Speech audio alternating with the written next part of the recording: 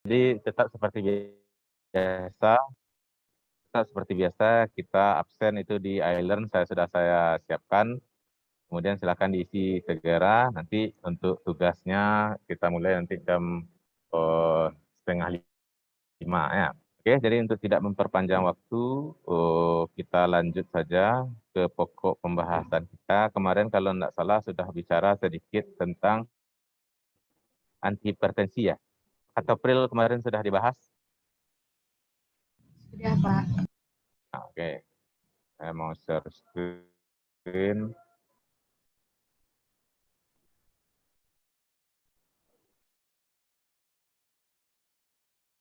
Sudah muncul hasil apanya? Hasil share screen saya? Sudah, Pak. Sudah. Oke.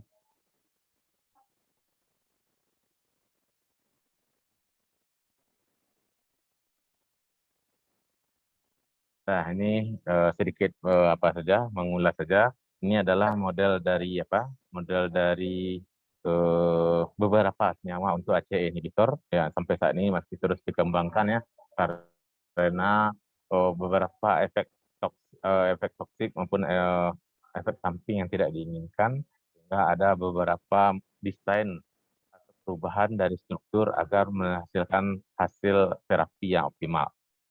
Kemudian ini kemarin sudah kita bahas tentang ACE inhibitor untuk senyawa captopril. Oke, kita lanjut sekarang untuk enalapril dan enalaprilat. Ya, kalau kita lihat dari strukturnya, kedua senyawa ini hampir sama. Ya, silakan itu diamati. Cuman perbedaannya adalah enalapril adalah bentuk ester dari enalaprilat.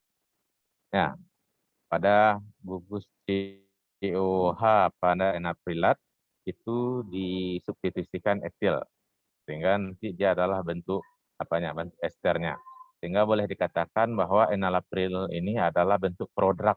Dia baru aktif di dalam tubuh setelah gugus dari etilnya ini dihilangkan, baru menjadi enalaprilat.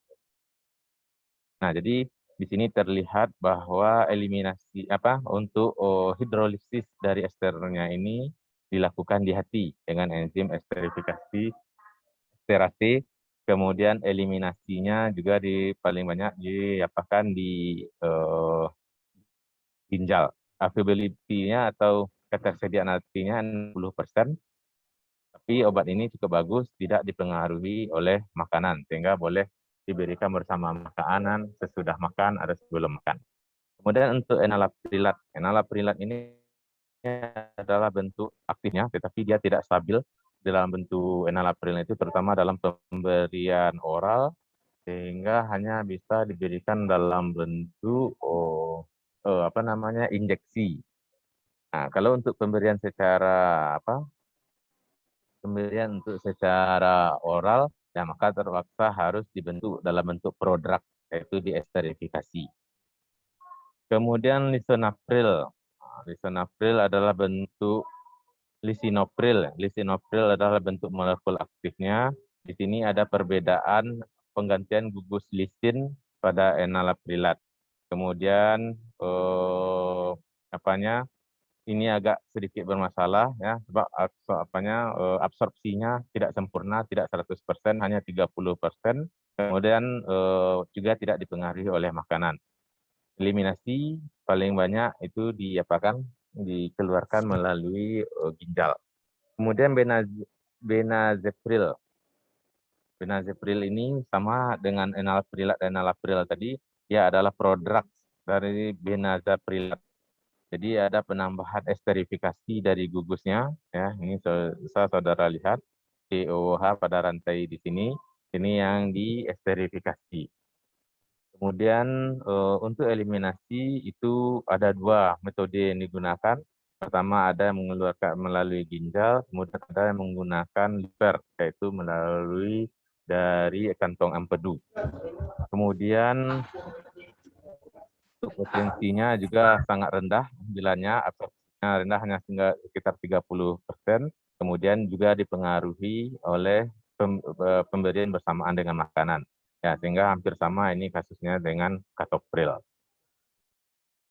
Oke, untuk selanjutnya silakan itu saudara lihat masing-masing dari obat-obat ini beberapa penjelasan yang bisa diberikan dari beberapa obat yang paling banyak digunakan.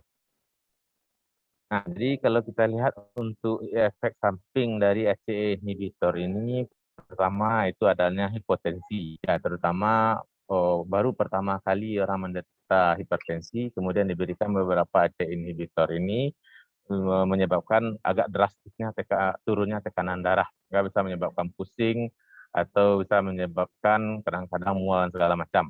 Nah, jadi itu menjadi perhatian khusus waktu pemberian kalau dia pertama kali menderita hipertensi. Kemudian salah satu kelompok dari seperti katopril, efek samping yang sangat diapakan yang merugikan adalah timbulnya batuk kering. Itu diperkirakan sekitar 5-20% yang mengkonsumsi dari katopril itu menderita batuk kering. Kemudian adanya hiperkalemia, tingginya kalium di dalam darah. Karena di sini adalah Na dikeluarkan bersama dengan urin sehingga tidak terjadi keseimbangan ion K yang lebih tinggi dibandingkan ion Na yang ada seharusnya di dalam darah.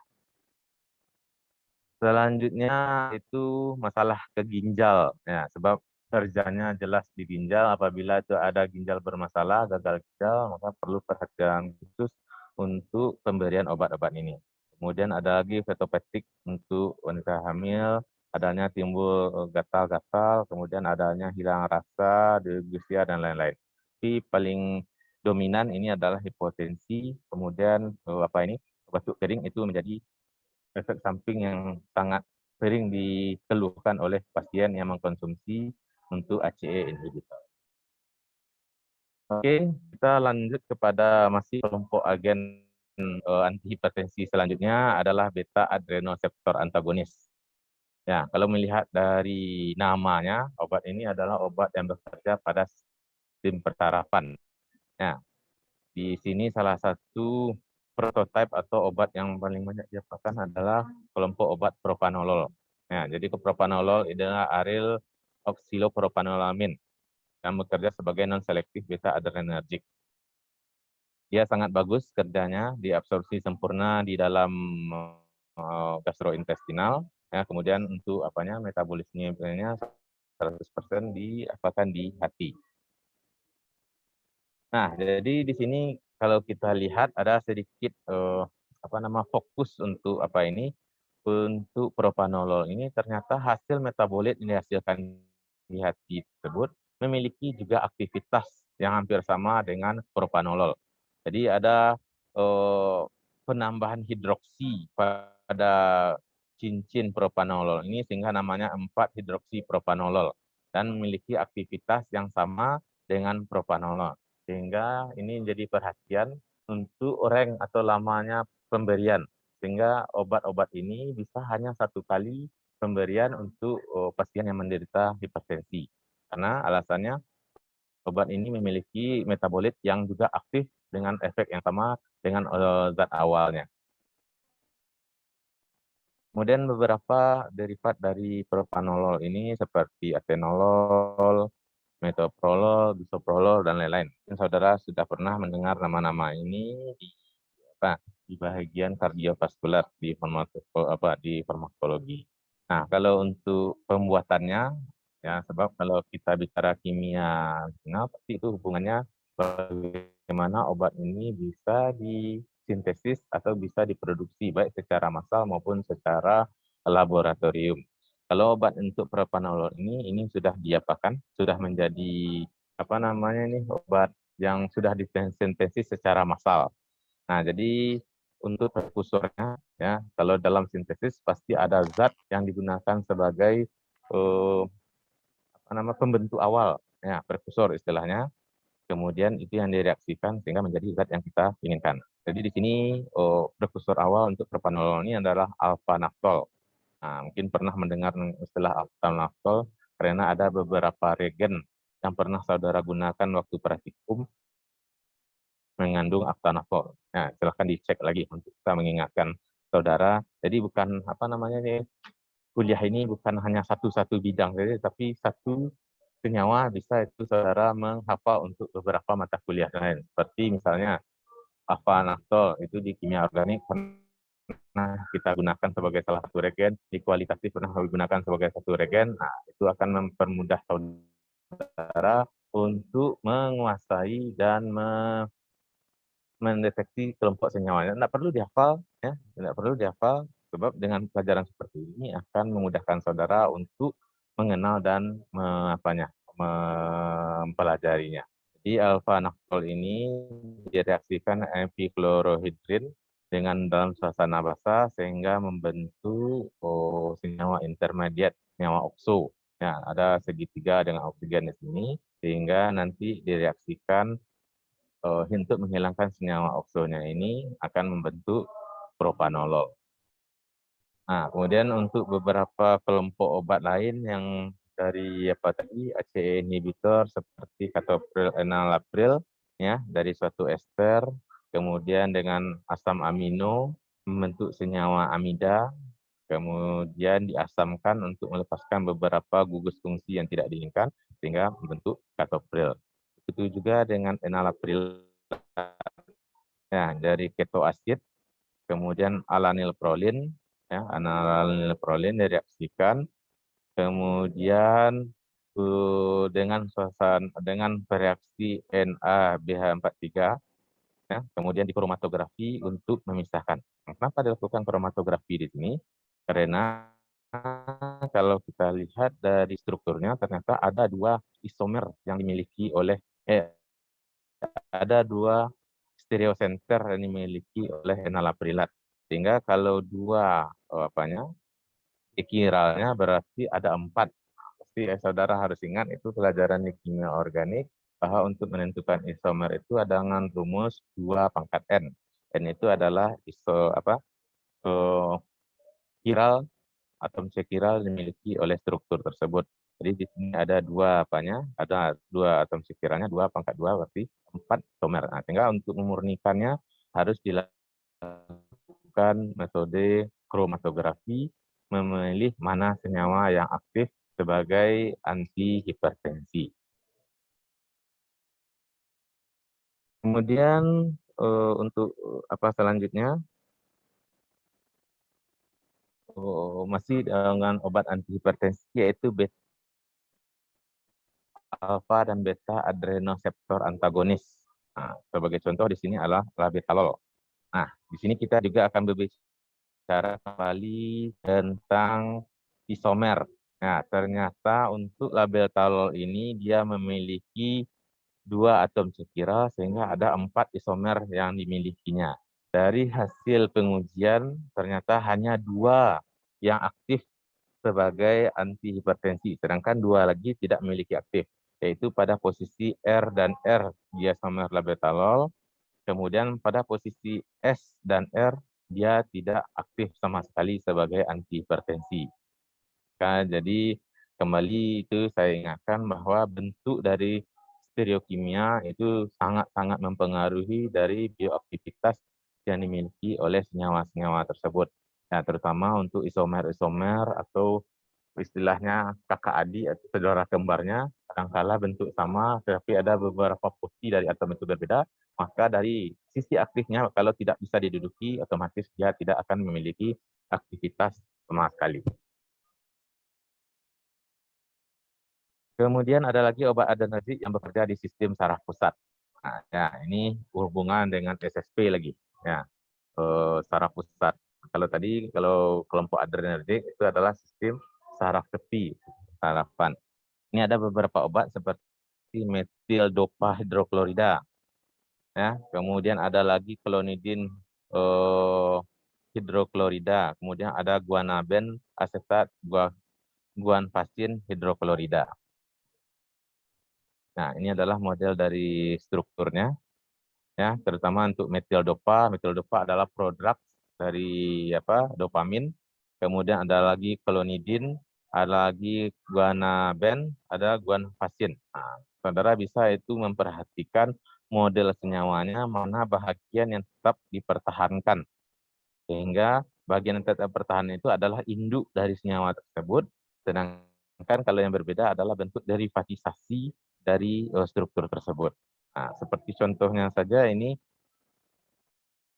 di guanabens dan guanfacin. Nah, ini pada rantai lurusnya saja yang didapatkan penambahan dari ada N ditukar dengan H. Nah, tapi aktivitasnya boleh dikatakan hampir sama potensinya dengan senyawa awal. Kemudian untuk sintesis dari metil dopa, ya, jadi sintesisnya itu dari 4-hidroksi-3-metoksifenilaseton, kemudian dengan menggunakan natrium amonium klorida, ya, kemudian garam KCN sehingga membentuk alfa aminonitril. Kemudian karena dia memiliki isomer juga, maka perlu dilakukan kromatografi untuk memisahkan mana bahagian yang aktif, ya, dibandingkan dengan isomer-isomer yang dimiliki lainnya. Nah, sehingga nanti baru diperoleh L dari metil dopa ini. Oke, jadi untuk apa? Untuk antihipertensi mungkin itu bahan yang bisa disampaikan. Ada pertanyaan sebelum saya masuk ini untuk bahan yang kedua, silakan.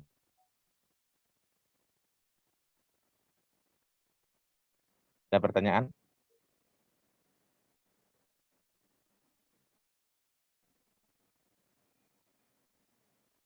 Ya, kalau tidak, kita akan lanjut ke pembahasan berikutnya. Ya, masih kelompok kardiovaskuler. Slide saya sudah muncul di apa, saudara? Di desktop saudara? Sudah, Pak. Nah, masih kelompok dari kardiovaskuler. Sekarang kita mengenal dengan istilah anti-angina. Pernah mendengar angina atau istilahnya angin duduk? Ada yang pernah bisa membantu saya menjelaskan secara ringkas apa itu angina? Angina pectoris kalau nama apanya biasanya. Ada yang bisa menjelaskan?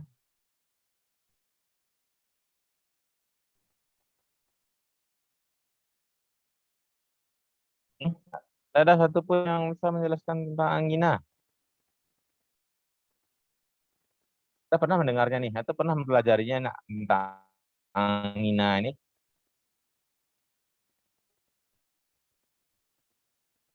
Halo? Izin menjawab, Pak. Ya, silakan. Angina tuh terjadi saat otot jantung tuh tidak mendapatkan suplai darah yang cukup, Pak. Bisa jadi karena pembuluh darah arteri pada jantungnya tuh menyempit atau tersumbat. Oke, baik ya. Nah, untuk sementara bisa kita terima. Jadi kalau istilah orang biasa, orang awam itu istilahnya adalah nyeri dada. Ya, nyeri dada itu kalau saudara melihat pasien-pasien ini, kalau tiba serangannya itu dia langsung memegang dadanya bersama dengan serangan jantung.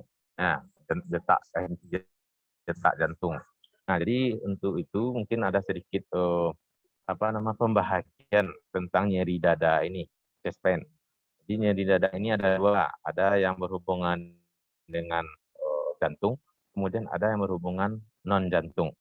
Yang berhubungan jantung, itu ada beberapa kelompok penyakitnya, ada iskemia, kemudian coronary arteriosclerosis, coronary spasme, kemudian non iskemik, contohnya perikarditis, yaitu infeksi selaput perikardium dari jantung, kemudian aortic dissection, ada kemudian kardiomiopati. Sedangkan kalau untuk non kardiak, itu ada yang dari paru-paru, nah, orang TB, pneumonia, rebus basah segala macam, itu rasa nyeri yang sangat hebat di dadanya. Jadi tidak bisa langsung dikatakan dia sakit jantung, ternyata padahal parunya sendiri yang bermasalah. Kemudian ada lagi gastrointestinal. Gastrointestinal ini biasanya berhubungan dengan sphincter atau bagian atas lambung. Nah, terasa luka di sana atau gastritis yang menyebabkan kadar asam tinggi, itu menyebabkan rasa nyeri juga pada bagian lambung tersebut.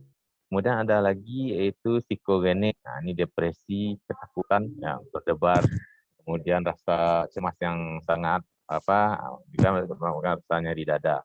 Kemudian ada lagi neuromuskuloskeletal. Ini adalah tentang dada sendiri yang mengalami peradangan macam-macam. Oke, kemudian lanjut. Sebagaimana kata teman saudara tadi, benar bahwa angina pektoris itu kalau secara umum itu tidak terpenuhnya asupan oksigen untuk pada otot jantung. Ya, sehingga ini permintaan besar, suplainya kecil, otomatis otot jantung itu akan mengalami kekurangan oksigen. Nah, inilah yang menyebabkan rasa yang nyeri otot jantung ini adalah kelompok otot atau sabut yang tidak akan pernah tumbuh lagi. Jadi kalau dia sudah mati, ternyata itu harus dilakukan beberapa operasi atau penyembuhannya. Jadi tidak ada pernah saudara mungkin mendengar istilahnya kanker jantung, dan belum pernah rasanya saya mendengar. Sebab otot jantung itu tidak mengalami diferensiasi atau pengembangan lagi. Dia sudah stop berhenti di sana, sehingga otomatis saraf, kemudian pembuluh-pembuluhnya juga akan tetap. Makanya kalau ada sesuatu yang terjadi untuk pembuluhnya, maka itu harus cepat dilakukan penanganan agar tidak menyebabkan otot jantung itu menyebabkan henti detak, tidak ada lagi fungsi atau tidak ada kerjanya untuk berkontraksi ataupun berelaksasi. Nah, ini adalah model dari model dari arterinya. Nah, ini saudara bisa perhatikan bagaimana model sebelum spasme, kemudian setelah spasme, sehingga nih menyebabkan putus ya dengan adanya masalah dari pembuluh tadi, sehingga menyebabkan putus pendarahan pada otot jantung ini. Ini di bagian hitam ini diapakan. Nah, ini awalnya bisa menyatu, kemudian karena penyumbatan atau beberapa hal yang sangat fatal, sehingga menyebabkan dilepasnya bagian yang tersumbat itu oleh pembuluh. Ya, untuk otot jantung. Nah, ini bisa saudara lihat bagaimana prosesnya. Ya, jadi di sini terjadi penyempitan. Yang lama-lama penyempitan ini karena tekanannya sangat tinggi dari kedua belah pihak, otomatis nanti dia akan robek dan pecah. Nah, kenapa ini tidak bisa elastis? Nah, kita sudah bahas juga sedikit. Ternyata di bagian dalam dari pembuluh itu sudah tidak bersih lagi. Ya, ibarat pipanya bersih awal, otomatis satu penyempitan maupun pelebaran, otomatis ya elastis kita kembali mengembang. Tapi waktu sudah terjadi plak atau terjadinya cedera pada permukaan dari pembuluh ini, otomatis waktu ada kontriksi, dia tidak kembali seperti semula. Dengan tekanan tinggi, otomatis akan merobek dari pembuluh darah tersebut. Nah, kemudian untuk obat-obat yang digunakan untuk untuk menangani penyakit angina ini ada beberapa kelompok obat. Ada 4 di sini kalau saya apakan. Pertama adalah vasodilator, ya, contohnya nitrodilator, calcium channel blocker, kemudian cardio inhibitor, itu beta blocker, kemudian calcium channel blocker, kemudian ada lagi itu ranolazine. Di FDA baru merilisnya itu pada tahun 2006. Ya. Kemudian ada lagi antitrombotik, berhubungan dengan pembekuan darah, ada antikoagulan, kemudian ada antiplatelet.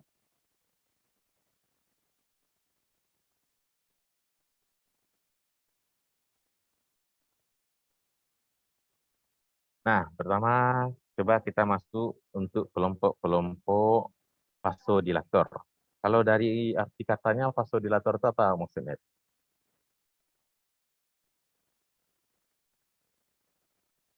Vasodilator. Nah, perlu saudara ingat, tidak perlu saudara hafal, yang penting saudara ingat dari kata-katanya itu sebenarnya sudah bisa saudara memberikan jawaban. Coba siapa yang bisa bantu? Apa itu vasodilator? Izin menjawab, Pak. Ya, silakan. Jadi vasodilator itu adalah pelebaran pembuluh darah, Pak. Ya, kalau lator belakangnya berarti agen atau suatu substratnya. Jadi substrat yang menyebabkan pelebaran pembuluh. Ya, kalau proses kerja atau mekanismenya vasodilatasi namanya ya. Ya, jadi benar bahwa kelompok obat-obat ini yang menyebabkan pelebaran pembuluh darah. Jadi itu yang apa di isunya bernama dari kontrik. Kemudian dia berusaha walaupun ada penyempitan segala macam, dia berusaha melebarkan dari pembuluh darah tersebut. Sehingga yang menjadi kendala itu tidak hanya pada pembuluh darah jantung atau bagian-bagian organ, bahkan ke pembuluh darah otak juga dipengaruhi oleh kelompok vasodilator ini. Nanti saudara kita akan lihat itu efek samping dari vasodilator ini. Nah, ada beberapa kelompok obat yang digunakan, paling banyak digunakan untuk kelompok ini. Pertama adalah nitrogliserin. Ini model strukturnya sangat sangat sederhana sekali. Kemudian ada lagi erythriol tetranitrat 1, 2, 3, 4.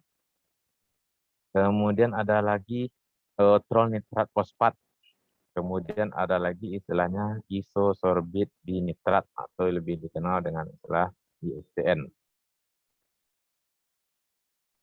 Kita akan coba menjelaskan yang pertama.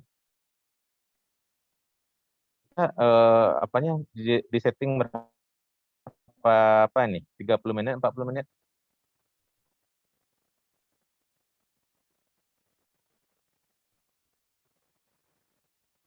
Zoom-nya berapa menit nih? 30 menit ya? 40 menit ya? Yang 40 menit, Pak, yang standar. Oke. Jadi tadi saya men-setnya itu untuk tugas 30 menit, jadi setengah 5 itu. Oke, kita selesaikan adalah satunya dulu pengenalan tentang nitrat ini. Nah, jadi untuk pertama kali obat-obat nitrat ini diperkenalkan pada tahun 1847. Ya, awalnya obat ini digunakan untuk obat anti hipertensi. Tetapi setelah waktu diuji cobakan malah menyebabkan sakit kepala yang hebat yang disebabkan adanya vasodilatasi dari pembuluh. Ya, maka dengan adanya efek samping, jadi obat ini bekerja utamanya dari efek samping yang diharapkan awalnya tidak mencapai yang diharapkan sebagai obat anti hipertensi, maka dari efek samping inilah dikembangkan beberapa sediaan, terutama untuk nitrogliserin. Ini saudara bisa lihat ini bagaimana histori dari pengembangan nitrogliserin ini. Sehingga obat ini waktu awal-awalnya sangat banyak digunakan, karena yang paling sekali nitrogliserin ini malah menyebabkan ledakan. Ya, dia adalah salah satu bahan dasar untuk dinamit. Nah, ini sebagai contoh Alfred Nobel yang mengembangkan nitrogliserin ini pertama sebagai obat, tahu-tahu dikembangkan sebagai alat untuk perang. Nah, untuk perang dunia pertama, perang dunia kedua. Nah, ya, sehingga dari dari hasil kegiatan ini Alfred Nobel boleh dikatakan menjadi orang paling kaya. Tapi karena rasa kemanusiaannya dan karena akibatnya sendiri memproduksi menyebabkan orang meninggal, dia tidak sampai hati, maka seluruh hasil kekayaannya itu dari Alfred Nobel ini malah disumbangkan menjadi Nobel Foundation. Nah, sampai sekarang saudara pasti mengenal istilah hadiah Nobel, ya, Nobel Prize. Nah, untuk beberapa bidang termasuk kimia, fisika, kedokteran, perdamaian dan lain-lain. Nah, jadi dengan adanya kejadian seperti ini, dia lebih menyumbangkan hasil kekayaannya itu daripada menggunakannya sendiri. Nah, jadi kalau kerja dari ini NO ini nitrat oksida, sebab nitrogliserin itu apabila dilepaskan yang bekerja yang paling utama adalah NO. Nah, ini ada model model dari mekanisme kerjanya, di mana nanti nitrogliserin ini akan merubah beberapa messenger yang ada di dalam lapisan kulit, ya, sehingga nanti menyebabkan relaksasi otot dan pelebaran dari pembuluh darah. Ini model dari mekanisme kerja NO. Kalau secara secara organoleptis, nitrogliserin ini dia kelihatan seperti cairan cairan bening, tidak berwarna, tapi sangat mudah terbakar dan sangat mudah meledak. Kemudian untuk kelarutannya, dia sangat larut dalam air, tetapi kalau di awal-awal kita berikan seperti minyak dan air. Nah, jadi pernah saudara masukkan minyak air, ada bidang batasnya. Kemudian lama-kelamaan, dia baru bisa bercampur sempurna dengan dengan pelarutnya, terutama pelarut air. Jadi boleh katakan soluble larut dalam air. Nah, kemudian untuk sintesis. Nah, ini sintesisnya sangat-sangat mudah ya.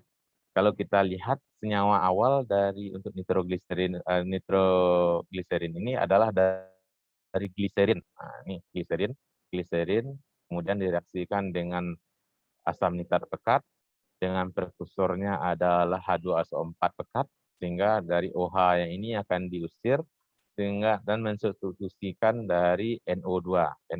Makanya asam nitrat ini akan menduduki tiga bahagian dari gliserin, dan hasil akhirnya adalah berupa air. Ya. Kemudian untuk absorpsinya ini sangat bagus, diabsorpsi sempurna di mukosa seluruh tubuh, sehingga kalau tidak salah untuk nitrogliserin ini lebih banyak digunakan sebagai sediaan transdermal, jadi sediaan tempel di permukaan kulit, kemudian dia akan bekerja masuk pada pembuluh darah yang ada di dalam kulit tersebut. Kalau untuk digunakan secara oral, dia tidak bisa yang menimbulkan efek terapi karena first pass effect metabolism. Ya, sebab gugus EO yang ada di sini itu sangat mudah sekali dipecah oleh enzim atau oleh asam lambung. Ya, sehingga nanti kalau seandainya masuk ke dalam lambung, otomatis dia tidak akan berfungsi, sudah terhidrolisis duluan dibandingkan memiliki aktivitas. Sehingga sediaan yang paling bagus adalah sediaan transdermal atau ointment yang disalipkan. Dulu orang sebelum mengenal transdermal disalipkan, atau juga ada yang digunakan langsung ke dalam pembuluh darah ya, untuk supaya kerjanya lebih cepat. Oke, untuk sementara besok kita sambung isosorbit dinitrat ya. Kemudian untuk tugasnya hari ini, atau ini masih ada waktu enggak? Kalau enggak, saya apakan saja nanti di WA-nya apa yang harus saudara kerjakan. Masih bisa atau sudah mau putus ini? Ada 35 menit. Masih 5 menit, Pak. 5 menit lagi ya? 5 menit lagi, Pak. Oke. 5 menit lagi.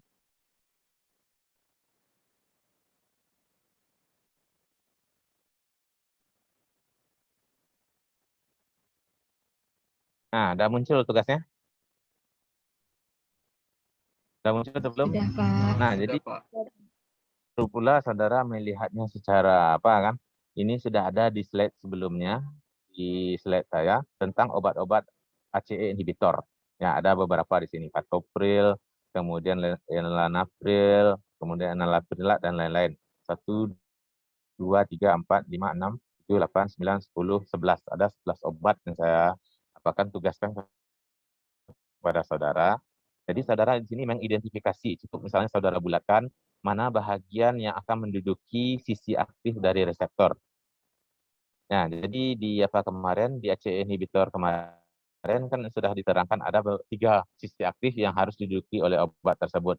Nah, di sini saudara diminta melingkari atau menunjukkan mana bahagian yang akan menempati, misalnya mana yang menempati kantong S1, mana yang akan berikatan dengan zinc, mana yang berikatan dengan arginin. Nah, dari ke-11 obat ini. Kemudian yang tugas kedua, apa bentuk metabolit ya? Ini saya buat apa bulan? Metabolit. Jadi harapannya saudara menganalisis metabolit. Nah, jadi saudara diminta di sini menganalisis apakah dia akan dikeluarkan dalam bentuk aktif atau bisa jadi dalam bentuk molekul lain. Ya, sebagai contoh captopril kemarin, dia dikeluarkan dalam bentuk dimernya, captopril dimer, kemudian dengan sistein karena dia berada pada fase 2, tidak pada fase 1. Jadi saudara coba mereka bagaimana model metabolit dari ke-11 senyawa tersebut. Oke, ada pertanyaan dari tugas yang diberikan, nanti silahkan di-submit. Itu dari 5:30 sampai 5:30 saya buka untuk Eulernya. Ada pertanyaan yang ragu, silahkan saudara diskusikan sekarang sebelum saya akhiri.